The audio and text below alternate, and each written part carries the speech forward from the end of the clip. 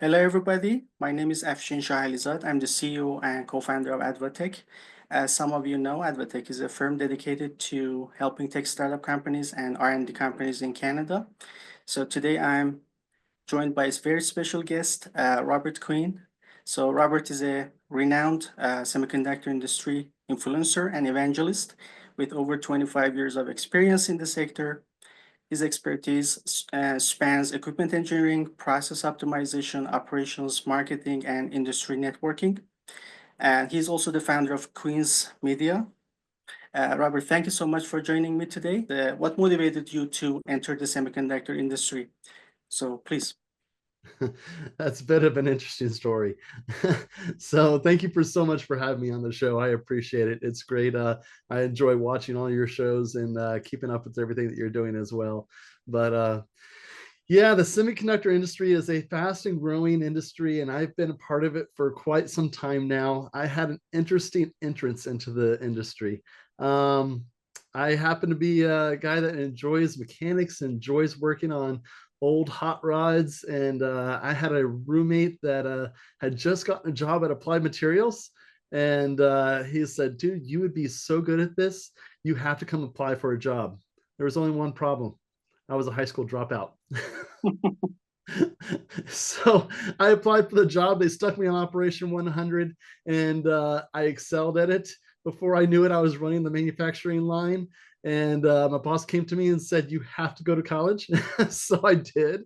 The Applied Materials actually helped pay for part of my college, and went to school and got my degree and went into working in chamber test, working in final test, working in many different platforms. One of the unique aspects of my career is that I've had my hands on so many different types of platforms, and I understand so many different types of processes like the chemical vapor deposition, atomic layer deposition, epitaxial processes, CMP, RTP, HDP, all the different processes. I've had the ability to really work throughout the industry and get my hands on understanding all this equipment and being able to really have a deep look and understanding the process engineering and everything, the physics and everything that goes into all these different processes for making these chips that we have today.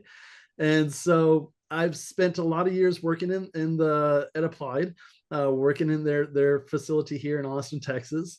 And then I moved into the field as a field service engineer.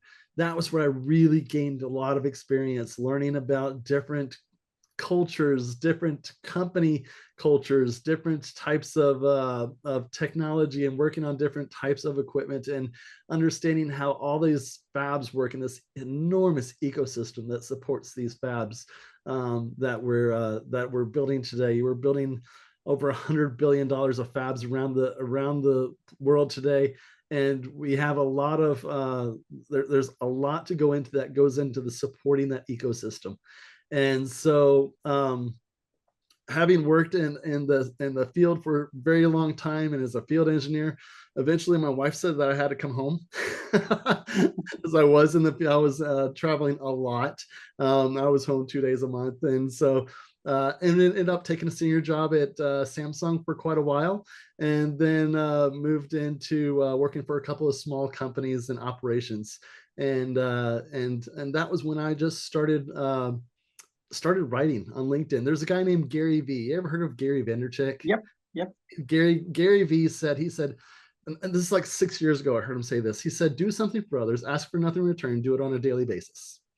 And I literally said, "I'll take this challenge."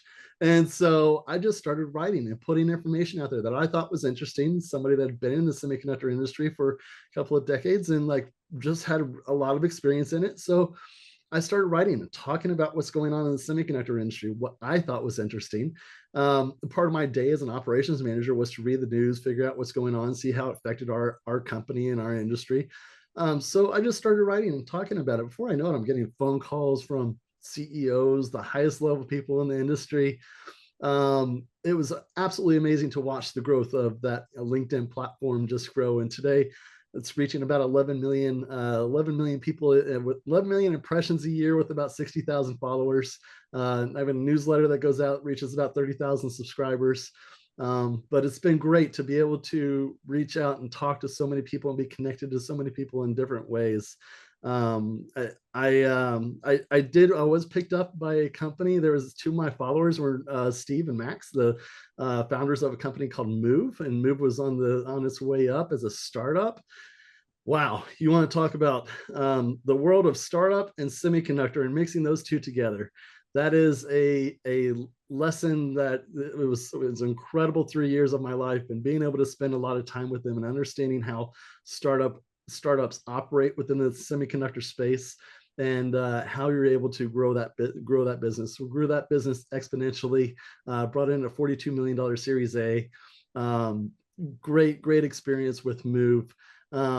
When I was at Move, actually, I was asked to come speak. One of my friends with ISES, Salah, he said, "Why don't you come to speak for us at in Oman? We're going to have the Ministry of Oman is going to be hosting an event. We'll fly you out here to Oman to come speak to the ministry and to the family out there." And so we did. When I did that, I came back home and I told Move I left Move, and I ended up taking over a position at ISES and working hosting a couple of big events here in the U.S. We would bring it together all the senior executives from the semiconductor industry for, it's this industry. If you know more than anything, if you know anything about this industry, you know that this industry is about relationships. And so we would bring together those executives for those semiconductor events, and within the ISES events that we would host. And absolutely amazing experience working with them and doing that for some time. And today I'm finding myself doing more work on retainer basis and consulting and whatnot. But it's been an amazing career. I absolutely love the semiconductor industry, and it's been just so great. So Excellent. It's been a long journey actually. So what's very interesting in your resume basically is that so you have worked on the operational side of semiconductors as well as the business side and marketing. So it's a very comprehensive basically set of skills that you have developed over the past 25 years, which is truly amazing. So let's talk about the recent trends in the semiconductor industry. So we're gonna help our audience gain a better understanding of the semiconductor industry at the global level. I know you are very focused in the US sector, semiconductor sector, which holds a very large portion of the global market in this sector. And then help our audience understand a little bit more about the Canadian semiconductor industry. So there have been some developments, initiatives recently, especially during the past 2-3 years. So there have been some investments, but in Canada we have I think less than 1% of the global semiconductor share. So I would love to hear your thoughts about the recent trends, especially in the AI and the semiconductor advancements in silicon carbide, like gallium nitride and things like that. So please. So we've seen an exponential growth in the semiconductor industry in the last few years, and a lot of moving into different sectors, right? And it used to be more of a generalized topic that people would say semiconductor, and we had to get together for Semicon West or something like that. Now we're seeing a lot of gatherings of, hey, we're going to focus an event solely on packaging, or we're going to focus an event solely on silicon carbide or gallium nitride, or different types of materials and within and different types of sciences such as MIMS. And so we're seeing a lot of these separation within the same ecosystem. But there's a lot of growth, and there's a lot of different ways that semiconductor industry is going to change the world as we know it. This technology is absolutely amazing. I have to, I'm always just in shock and in awe whenever I'm looking at what we're doing. And one of the things where I was actually asked to go speaking when I was in Oman is I was asked to speak to the ministry out there, and one of one of the people said that you don't educate these people. You're going to you're here to speak about the industry, but you're not here to educate them. And I said, well, if I'm not here to educate them, how am I going to be able to present them to them? And so I really had to break down, how do you speak to people about the semiconductor industry? I know that for a fact. When I spoke to my wife, we were talking. You just, her eyes would glass over, and she told people for years that I worked on computers. I would go to a friend's house and they'd be like, "Oh, you work on computers? Can you come here and work and help me with my computer?" I'm like, "No, I work on atomic layer deposition. It doesn't work like that." And so when I really thought about, how are we going to uh, talk to people about this industry, and how are we going to educate people about this industry? You have to make sure that you're speaking multiple languages, and you're speaking the languages of the right to the right people. And so when you're in packaging, you may know absolutely nothing about other sectors of the industry, and when you're in chip design, you may know nothing about other sectors of that industry as well. But it's important to make sure that you're having a global overview and basic understanding of what's going on. It's an enormous ecosystem. But so one of the things I try to do whenever I write and talk is I try to speak in a language that is understanding for everybody. One of the things I noticed when I was in what was it? It was the Semicon Europa, and where I was at the CEO roundtable, and one of the audience members said, "What do you think about neuromorphic computing?" Well, neuromorphic computing is a well-known architecture that is running many different things today in artificial intelligence, and every single one of the CEOs looked at each other and said, "What's that?" Well, they didn't. I was like in shock. I said, "Wow, they don't speak our language. They don't understand what we're talking about." So how do you speak that language, and how do you, realizing that not everybody understands everything about this industry, and you really can't, because it's so in depth and it's such a large ecosystem. But I enjoy talking to people and looking at the industry and seeing the different sectors growing, and we're going to see a lot more investment coming into these power semiconductors. I think it's going to be good to watch this growth for sure. Okay, fantastic. Thank you. So let's talk a little bit about the U.S. CHIPS Act. So, how do you think this initiative has helped the overall semiconductor technology in the U.S., particularly because one of the goals of the initiative was to create more jobs and, to kind of fill in the gap that we have in the talent shortage.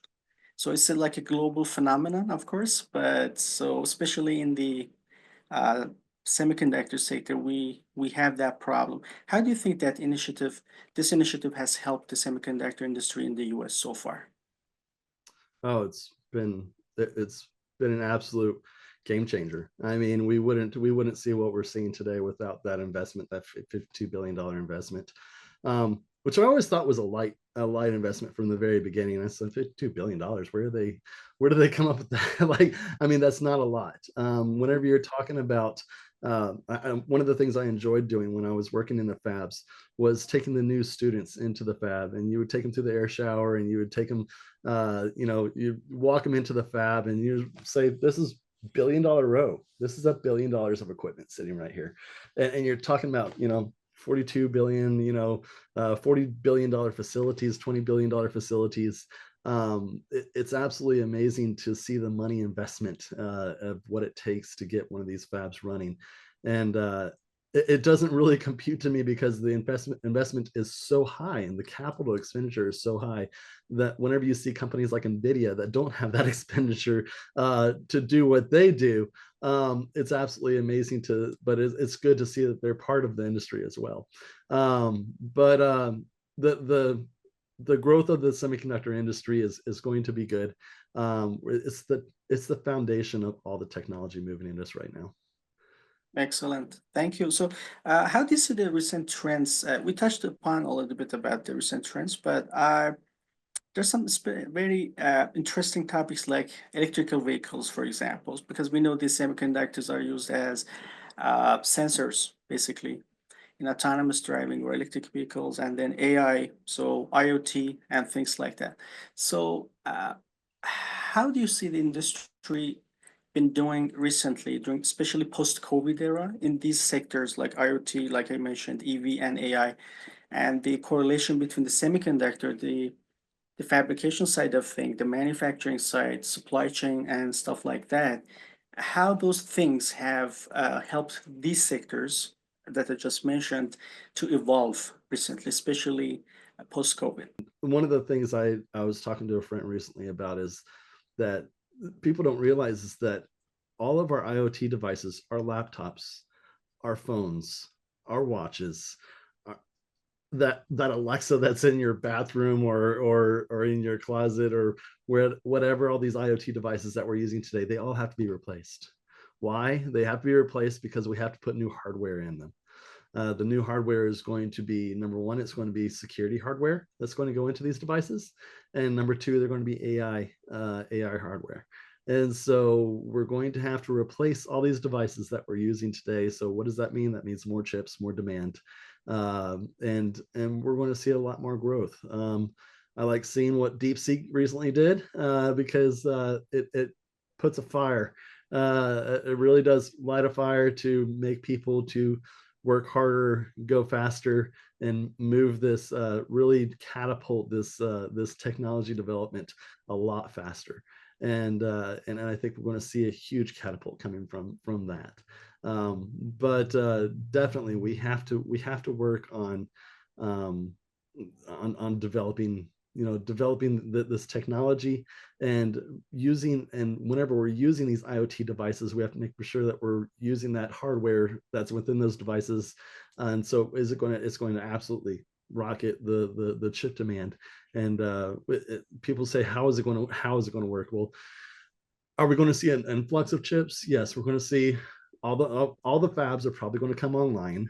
They're going to take longer than I think. I'm predicting it's going to take longer than people think. We're going to bring these chip fabs online. Samsung and Intel are going to have a hard time getting full yield out of those fabs. I think that they're going to struggle a little bit longer than TSMC is, and TSMC will make it a cookie cutter thing from Taiwan to here. But with everybody else kind of being new to the EUV world, the EUV technology world, which is allowing us to bring it down to that 3 to 5 nanometers, it's going to we're going to see a bit of a hurdle trying to get that chip demand up, but then we're going to see a bit of an influx of too many chips, and then we'll see a bit of a chip demand and being behind schedule for needing more chips. And so it's a cyclical up and down that will continue. We've seen for the last 30 years for this industry. We've seen this industry go up and down, and it's never steady. And we're going to continue to see that. That's just the way it operates. So excellent. So thank you so much. So speaking of supply chain, I'm very curious to know more about the recent developments or advancements in the supply chain. Have Are we facing any like supply chain issues these days? I mean, recently in the semiconductor technology in the sector? Um, so we see this, going back and forth with China and talking about minerals. And could there be bigger supply chain disruptions? Absolutely. We saw a big shortage of helium coming out of Mhm. Russia and Ukraine area. And then we saw also a big shortage of neon coming out of. These are all gases that we need for processing semiconductors. Right. One of the things that does worry me is the rare earth metals, Mhm. and things like rare earth magnets. Um, wow, 90 something percent of the magnets are coming right now out of China. What happens if China decided to sanction that against the certain parts, regions of the world? It would be devastating. So how do we diversify that supply chain? The government has to look really closely at that, and how can we do that? Because it's funny, it's not something that for instance, rare earth magnets aren't something that only China has. We have rare earth magnets all over the world. It's the processing of the magnets that nobody wants to do. Everybody Mhm. wants to turn a blind eye and say, well, it's producing 2 tons, 2,000 or 2 tons of toxic waste whenever we're producing these magnets. Well, we turn a blind eye to it when it's in China, but when it's another part of the world, we're saying, oh, this is a problem. We can't do this here. So we have to be able to look at the root of the problem. What is the root of the problem? Why is it that we're not making magnets in the United States and other parts of the world? It's because everybody doesn't want to produce the toxics and the pollution that comes out of that. Mhm. Well, how do we find the root? What is the root of the issue, and how do we create solutions for that issue? We need to be able to find out ways to do this efficiently and environmentally safe, but at the same time at a lower cost. Mhm. Because if you're processing, if you're filtering all the and capturing all the carbons and the emittance that this process makes, then you're obviously spending more money on filterization and and trying to capture these carbons and whatnot to so that you're not creating the pollution.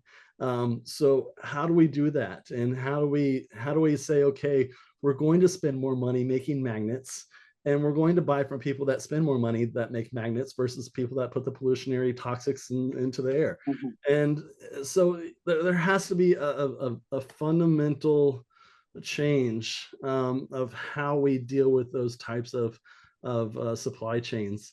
And I think it's great that we get stuff from China. I think we need to diversify things from all over the world, though.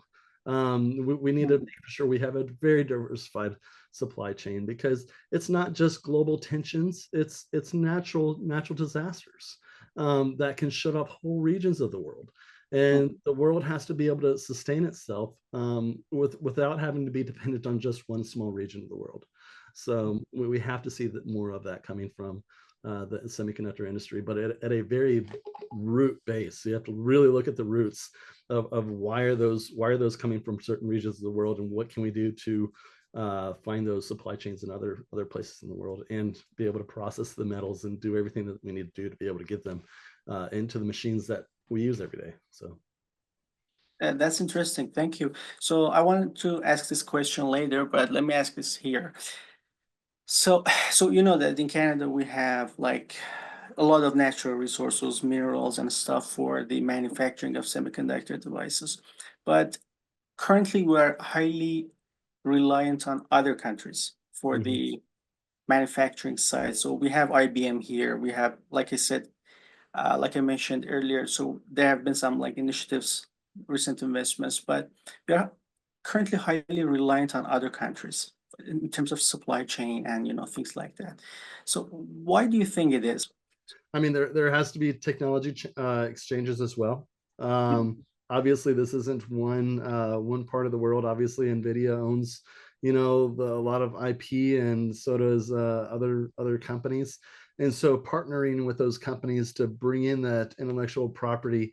Canada's got incredible resources, lots of water, lots. These this new facility, one of the old facilities, Samsung facility I used to work at here in Austin, Texas, is Mhm. the largest consumer of water in Central Texas. You want to talk about an enormous region. Mhm. It's the largest consumer of electricity and water in Central Texas. These facilities are no joke. Whenever you're talking about what type of resources you need, Canada has all that. Canada has lots of ability with its power generation. It has lots of ability with its water sources. So there's a lot of questions of what's stopping that. Number one would be federal funding, right? The federal funding definitely needs to be amplified there, but so do taxes. The Mhm. taxes when taxes get to be so high, the companies are that's what many companies are looking at whenever they're looking around the world, where they're going to put their company, where they're going to put their companies. How can they be as tax efficient as possible and not have to deal with the increased tax burdens? um, Mhm. and the other thing is resources. What are your human resources? So like Canada's got an incredible human resource of very intelligent, a lot of PhDs in Canada, and a lot of ability to build an incredible ecosystem. But there has to be a larger, like I said, two big things that really I think Canada has to focus on are taxes and then bringing down inviting these companies to come, because it's not one it's not, you're not just going to do it alone. It is a lot of intellectual property from around the world, and what is the supply chain? Are you able to supply the chemicals? Well, I mean, these fabs that we work in, I used to use boron, arsenic, CF4, CH3, or CH4, all these different types of chemicals that would run through these machines. Do you have a local supply of those? Are those produced locally? So you have to really start at the fundamental roots of hey, can we even produce the chemicals here? Because this isn't something that you can just import internationally because of the abundant use of it. We use so much of it to be able to keep these fabs running. You have to be somewhat close to a facility that's producing those types of chemicals whenever you're a fab like Samsung or Intel. They have to have incredible supply chains to be able to keep all those types of consumables, readily available, and not have to worry about supply chain constraints on those types of things. And cost constraints on those types of supply chains. So Canada's got some work to do, but they've got an incredible foundation. They've got some incredible roots, and I think that they're on the right trajectory. They really are. And I've recently worked with a company called Venture Labs out of Canada, and I really got to deep dive and dig into what they're doing and how they're doing this hardware catalyst, and really exciting the ecosystem and inviting companies and really starting to generate this ecosystem, and bringing in, inviting that intellectual property to come into Canada at a startup level. That's incredible. I think this is something the U.S. needs to benchmark, and really look at doing here in the U.S. as well, because as a hardware catalyst, we need to incentivize companies and to startups to be able to do this type of work here as well. But I love seeing what Canada's doing with that, and that's incredible. But yeah, they're doing a lot of things in the right direction. But I would say this industry it's like moving a freightliner. It's a very slow. You don't turn these ships very fast, and it's slow going, trying to get this infrastructure in these all the between the roads and the airplanes that have to you have to fly in these enormous large machines.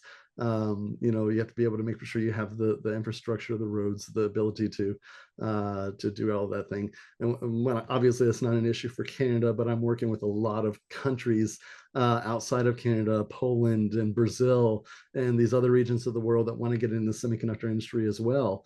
And I'm trying to explain to them, you have to start at the root. You have to really start at the foundation of it all. Do you have the chemicals? Do you have the intellectual property? Do you have the tax incentives? Do you have the human the human capital to be able to make sure that you have the talents to be able to come in and support that infrastructure? And Canada's on the right road in so many different ways.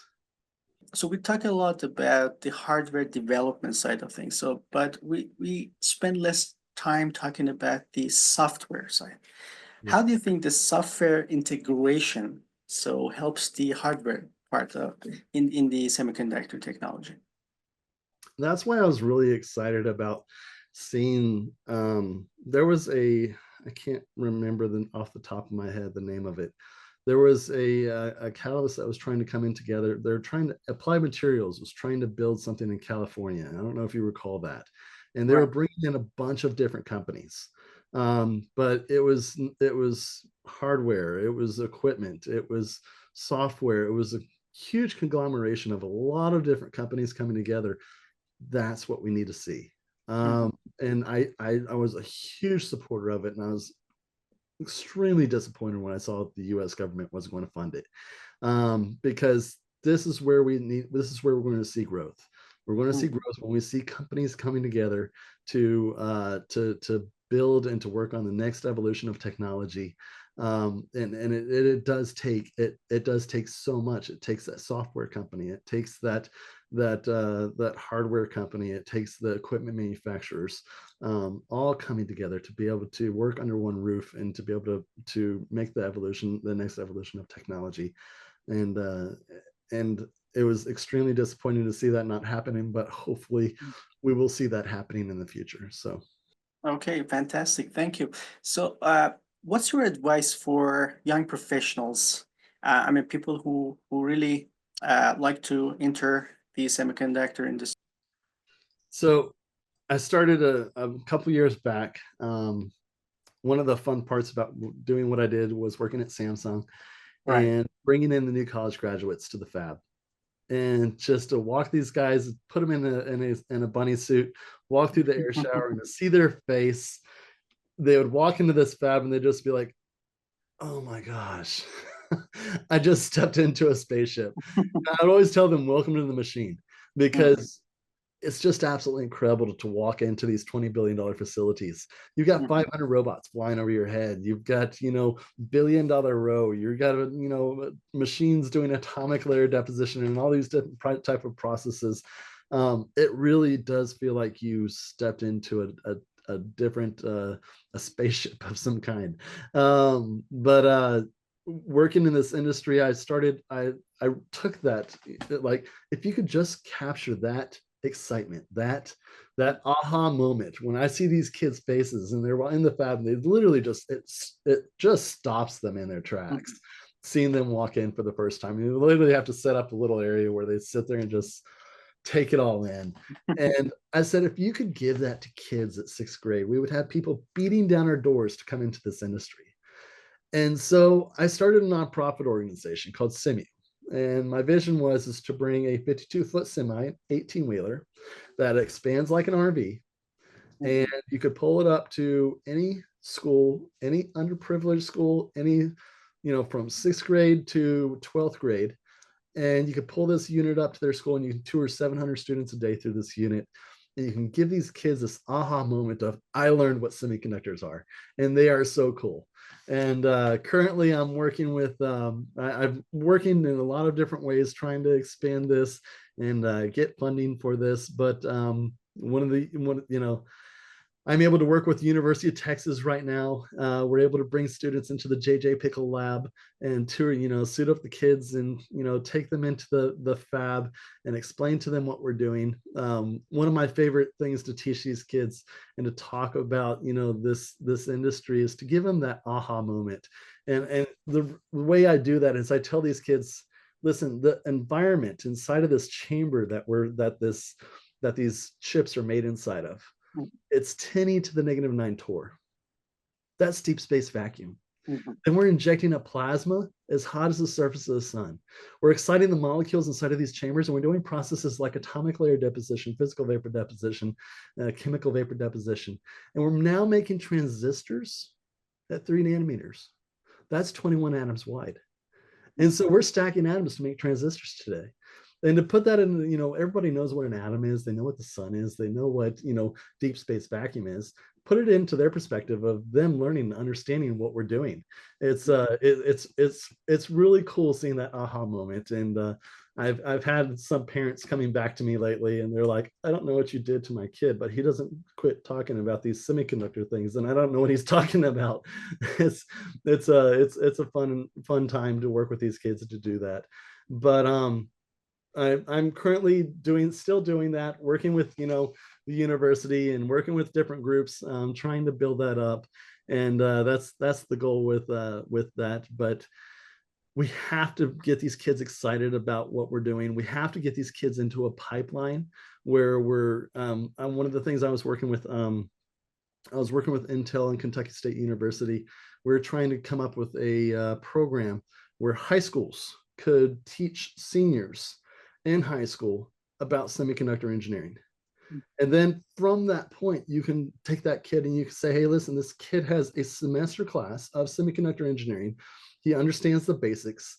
And you can either A, go into OJT directly into the workforce, or you Mhm. like starting an operation 100 like I did, or you could go into the university, and let's track these kids into universities and connecting them with grants and scholarships, and and then tracking them all the way from the university back into the fabs as engineers, right? And so how do we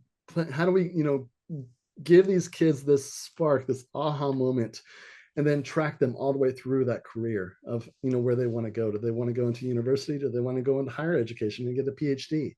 Mhm. But being able to give them that excitement, all generated from that spark, right? And so that's the goal of doing that. And I see that happening in many different parts of the world. We're going to have to do that from Canada to the US. I'm even getting asked to how can we do this in India as well. So yes, we have to get the kids excited about the semiconductor industry, and we have to be able to make for sure that we're filling those roles to be able to manufacture those chips, and seeing where this, being able to support this industry and infrastructure. So Excellent, fantastic. Love to hear that. So what are the pivotal moments in this journey during the past like 25 years? Because you have had like multiple roles. So what were the like a very pivotal moments when transitioning from one role to another in this sector? Like we mentioned earlier, so you are coming from the operational side of the semiconductor industry all the way to marketing and helping executives and other people in the sector. So what were those like pivotal moments in this journey? I mean, obviously, I've gone from Operation 100 and then into chamber test and final test and then field service engineering. Those were all incredible pivotal moments. Mhm, I couldn't have done without the other, done one without the other, right? And mhm, so they all supported each other in that career growth. Um, and being able to have a deep understanding of vacuum theory and understanding of this equipment and the way that it operates. I've seen a lot of money wasted in mhm, companies not understanding things like how to buy used equipment, and I've been able to be a quite a resource in that, and being able to understand how do you know if the tool has what are the indicators for a tool having a bad board, or something. mhm, What is that board going to cost you? There's so many different aspects and so many things to learn, but the pivotal moments, I think, really, um, they were the ups and downs of the industry. This industry has been brutal, and that's one of the things that has to change.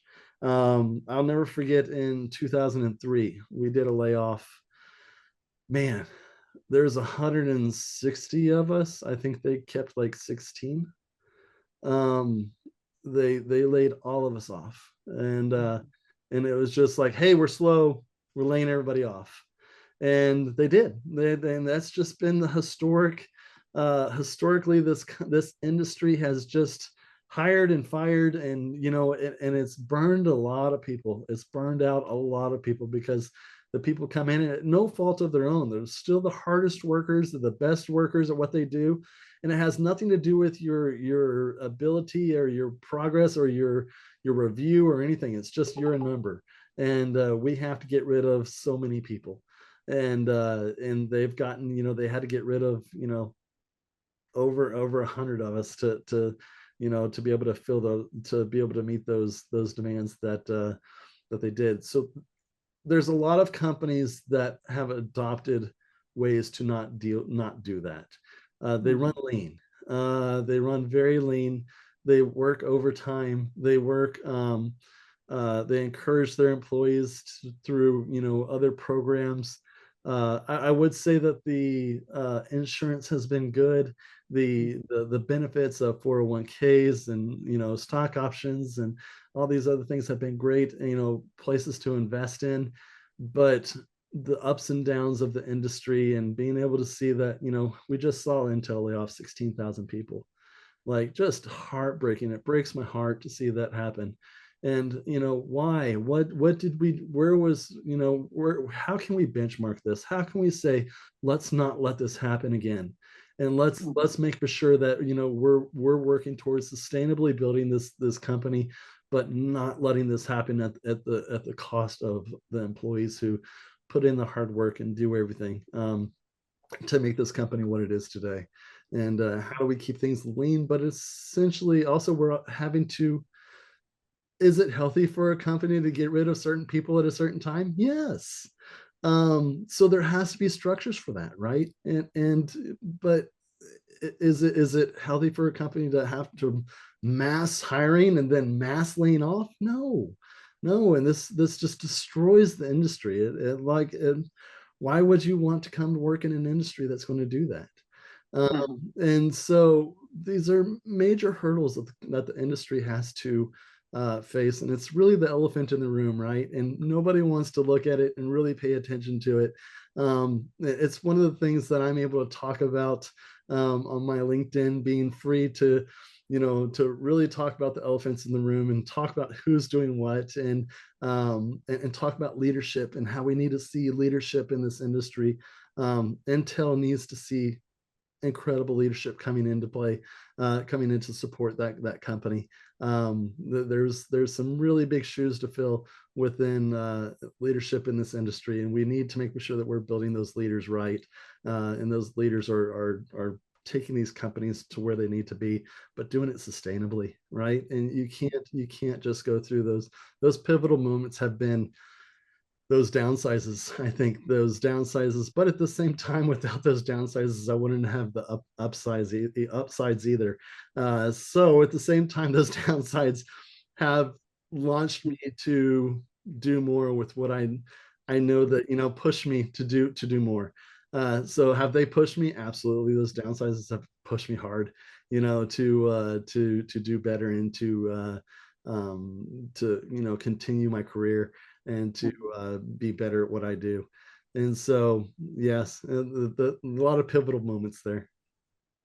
Okay, excellent. Thank you so much for being so honest and sharing your personal experience. I absolutely agree with you because this is, as you mentioned, this is something that people don't want to talk about, but uh, tech layoffs have been like Yeah, massive, and it's yeah, hurting a lot of people and their families because yeah. sometimes these businesses forget that it's not just an employee, it's the family that relies on that income and that person, right? So absolutely, I'm so happy that you brought it up, to be honest. And what hurts, the things that you don't hear about are Mhm. the suicides, the divorces, the Exactly. things that happen out of that, that I do hear about, and those are the things that hurt so much that that aren't spoken about. And unfortunately, um, it needs to be something that's brought up, and leadership needs to look at deeply. So. No, absolutely, absolutely. So thank you so much. Are there any things that you want to talk about and I didn't ask? I mean, the industry is just growing at an exceptional rate. Mhm, Are we going to have ups and downs? Yes, mhm. absolutely. Are there going to be good things, bad things? Yes. Is artificial intelligence going to be bad? Yes. Is it going to be good? Yes. I mean, uh, the technology changes that we're going to see in the near future are going to be absolutely unrecognizable in the future. We're going to see more. The new revolution of technology is going to be amazing. But will there be great things coming out of it? Yes. Will there be bad things coming out of it? Yes. Will we see countries coming together? I believe we will. I believe we have to find ways geopolitically to make this a win-win for everybody. And we can't just these phones that we carry in our pocket every day. This is a conglomeration of 30 something countries. Mhm. we can't do it alone. Nobody can do it alone. Between the minerals and the minerals that are mined from all around the world, and the gases that we need, and the neon gas, the arsenic, the boron, the CF3, NF3, CH4, all these different process gases that we need to be able to run this, they come from all different sections of the world. And the plastics and the glass and the technology and intellectual property has to come in. The EUV comes from Europe, and it's such a big collaboration. So we have to make this a win-win for everybody, and we have to make this a great technology that will be useful for all of us, and we're going to have to all win on it. So that's kind of my wish of seeing the industry growth and seeing the changes coming in the near future is geopolitically, let's make this a win for everybody, not just one side of the world, being able to win, but then diversifying it also, and making sure that we have this sustainable structure to, for supply chains and everything like that, and depending on, not having to depend on one section of the world for one thing. So yeah. Absolutely. Thank you so much, Robert Quinn. Thank you so much. I appreciate the time and that you have taken talking to me in this wonderful episode. And I learned a lot of things from you. So I hope we can find some synergies for collaboration in the future. And hopefully we can have more of these sessions and delve even deeper into this exciting, very, very exciting industry. Thank you. My pleasure. You have a great day. Thank you very much. Bye.